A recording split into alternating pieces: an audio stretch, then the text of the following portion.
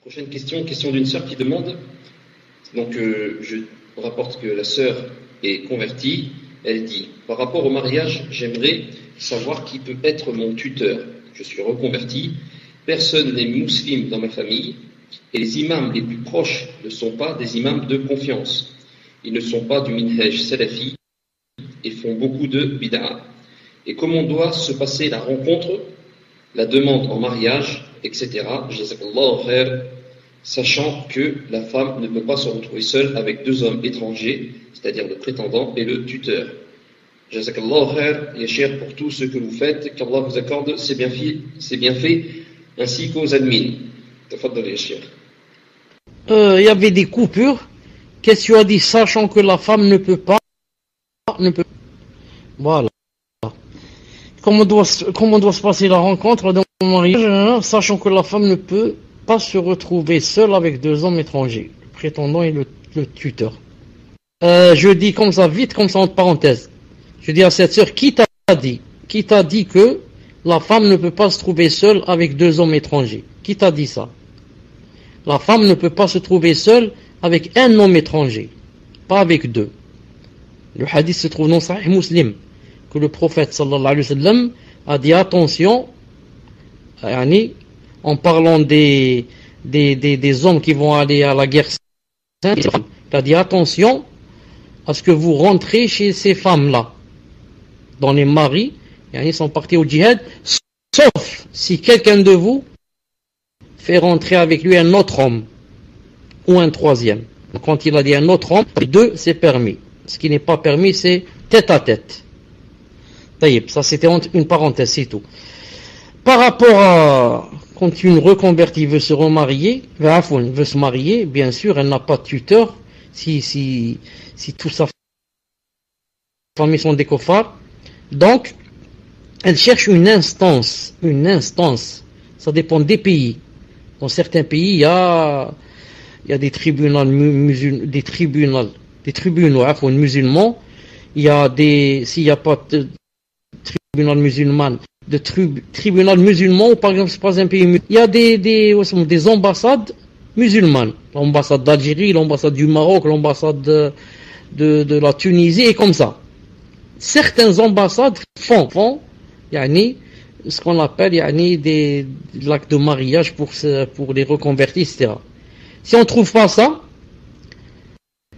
des fois on trouve ce qu'on appelle, pas une ambassade, mais comme des centres islamiques.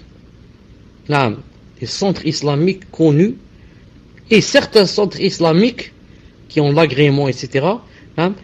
Certains font cette chose-là. Ils savent que il y a des reconvertis qui se marient et n'ont pas de tuteur, donc eux ils les marient. S'il n'y a pas ça, on cherche un imam connu, qui est sérieux, qui est fiable, connu, qui a plus ou moins de ilm, parce que pas tous les imams ont le ilm nécessaire. Mais ilm pour ne pas faire de bid'a comme ça. S'il n'y a pas, on est dans une ville où je ne sais où il n'y a personne de cela, alors un frère. On cherche un frère qui remplit les conditions, qui est mashallah. On lui demande d'accepter d'être le tuteur pour, inshallah ta'ala, le mariage. Président de mosquée. S'il a assez de science pour marier. Car pour marier, une seconde, je le reprends. Car certains ne savent pas. Elle dit qu'elle connaît vraiment personne, cher. Allahu Akbar. Elle connaît vraiment personne, alors comment qu'elle peut faire pour le mariage? Donc celui qui veut demander sa main, c'est lui qui va lui chercher un tuteur, etc. Et Cheikh Ibn Uthaymin a permis, Fawzi est président de mosquée. Alors Fawzi, marie là. Je disais, Cheikh Ibn Uthaymin a permis, dans son livre Sharh al-Mumti', a dit que c'est permis à une femme de donner le tutorat à son prétendant. Son prétendant peut en même temps, lui, être son tuteur et en même temps être son prétendant. Il a dit comme ça dans les cas où on ne trouve pas de tuteur, etc. Donc, chercher un tuteur, c'est la chose, Inch'Allah Ta'ala, la plus facile. Car dans la dernière alternative, s'il ne reste plus rien, toutes les portes sont fermées, il y a un frère, son voisin qui est, masha'Allah, ou là, un frère dans la mosquée, et il lui demande qu'il soit son tuteur, Inch'Allah Ta'ala. Reste pour la rencontre, etc. Donc, pour la reconvertir, une personne, il peut la voir dans la rue.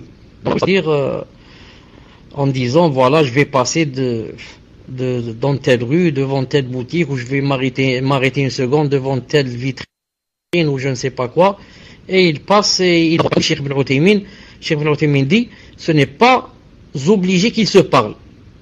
Mieux encore, Cheikh Ibn Uthaymin dit, c'est interdit qu'ils se parlent. Il dit même quand il se rencontre avec le tuteur, il a dit, il se parle pas.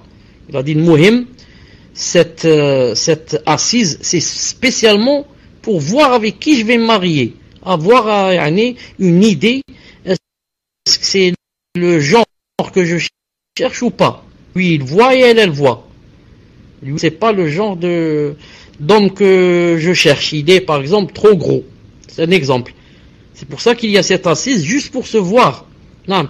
Quant à qu'est-ce qu'il est, son minhaj, etc., tout cela se fait par suite. Après avoir vu, maintenant, je commence à faire l'enquête de Colombo. Je commence à déléguer des gens pour aller chercher après lui qui sait où il habite, avec qui il fréquente, c'est quoi ses fréquentations, c'est quoi sa aqida, et comme ça. Par l'intermédiaire d'Idhnillah subhanahu wa ta'ala. Et pour reconvertir aussi, on peut l'aider, par exemple, une famille peut l'aider, un couple peut l'aider. Parce qu'on fasse l'assise chez tel couple. Non, que doit-elle dire à son tuteur? Je le demande. J'ai pas compris qu'est-ce qu'elle doit dire. Elle doit lui dire que, je ne sais pas, peut-être elle doit lui dire, cherche-moi quelqu'un. Peut-être elle doit lui dire, il y a quelqu'un qui veut se présenter, essaye de le contacter. Et comme ça. Pour qu'il leur fasse, la rencontre. Ensuite, je dis une chose importante que beaucoup de gens ne connaissent pas. La reconvertie, qui dit que tous ses parents sont mécréants. Ça n'empêche pas ton père ou ton oncle ou ton frère qui est mécréant, ça n'empêche pas qu'il peut être, attendez, pour ne pas confondre entre tuteur et le deuxième c'est qui? Rappelez-moi, il y a le tuteur et il y a l'autre, et le mahram. Naam. N'oublie pas que, ton père ou ton frère, naam, il est ton mahram. C'est pas marham, Fawzi, c'est pas marham, c'est mahram avec H avant le R. Ça veut dire que ton père ou ton frère ou ton oncle, naam, peuvent faire venir quelqu'un, le prétendant qui veut se marier avec toi et être présent avec vous, même s'il est kafir. Pourquoi? Car il n'a pas dit je suis ton tuteur, mais c'est ton mahram, c'est-à-dire tu peux pas te marier avec lui.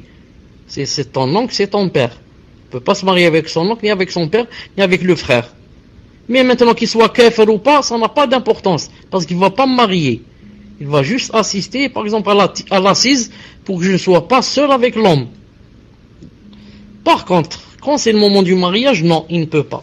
Naam, tfaddal.